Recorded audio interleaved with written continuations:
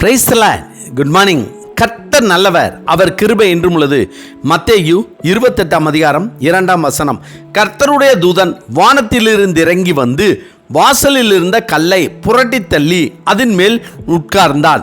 மத்தேயு 28:2. இந்த ஆண்டு கடந்த 8 மாதங்களை கடந்து விட்டோம். எத்தனையோ எதிர்பார்ப்புகள், ஆசைகளை தாண்டி விசுவாசத்தோடு கர்த்தருடைய கரத்தின் கிரியைகளுக்காய், அவருடைய சித்தத்திற்காய் காத்திருக்கிறோம். நம்முடைய வாழ்க்கையில் மூடப்பட்டவைகளையும் அடைக்கப்பட்டவைகளையும் திறக்கத்தான் கர்த்தர் நம்மை இந்த 8 மாதங்களாக கண்மணி போல பாதுகாத்து வழி நடத்தி வந்திருக்கிறார். எந்த சேதமும் இன்றி காப்பாற்றி வந்திருக்கிறார்.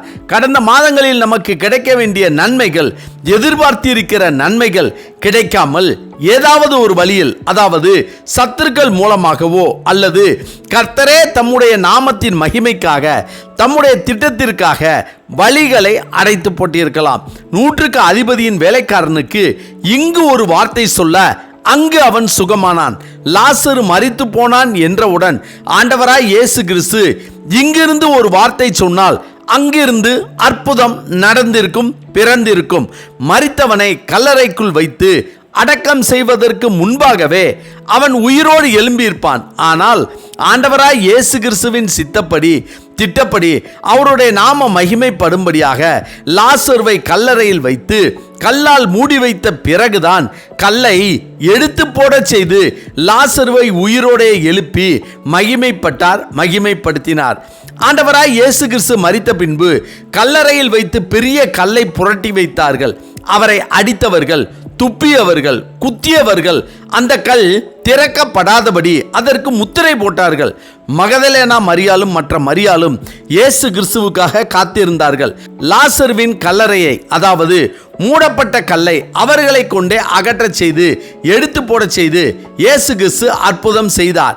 இயேசு கிறிஸ்துவின் கல்லறையின் வாசலில் வைத்து மூடப்பட்ட கல்லை ஒருவரும் திறக்க தள்ள முடியாதபடி முத்திரை போடப்பட்டு காவல்காரர்களால் பாதுகாக்கப்பட்ட அடைக்கப்பட்ட கல்லை தேவ தூதர்களே வந்து புரட்டி தள்ளிவிட்டார்கள்.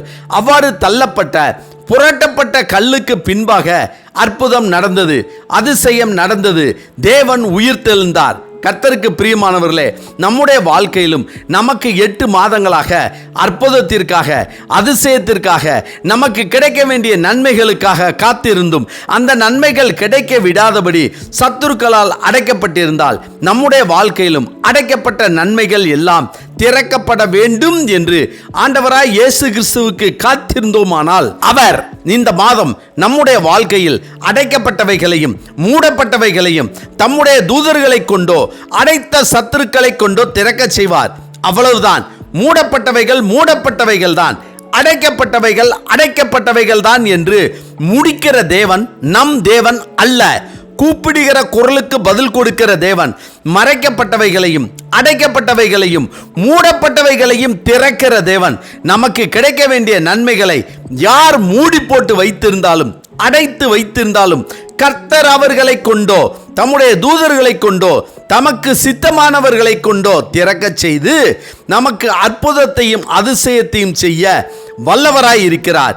எனவே அனுதினமும் அதிகாலையில் தேவனை நோக்கி அடைக்கப்பட்டவைகளையும் மூடப்பட்டவைகளையும் மறைக்கப்பட்டவைகளையும் திறக்கும்படியாக அவருடைய சமூகத்தில் காத்திருந்தோமானால் கர்த்தர் நமக்காக யாவையும் செய்து முடிப்பார்.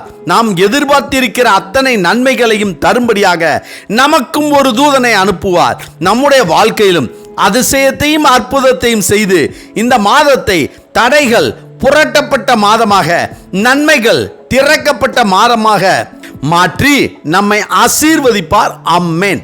ஜெபிப்போமா.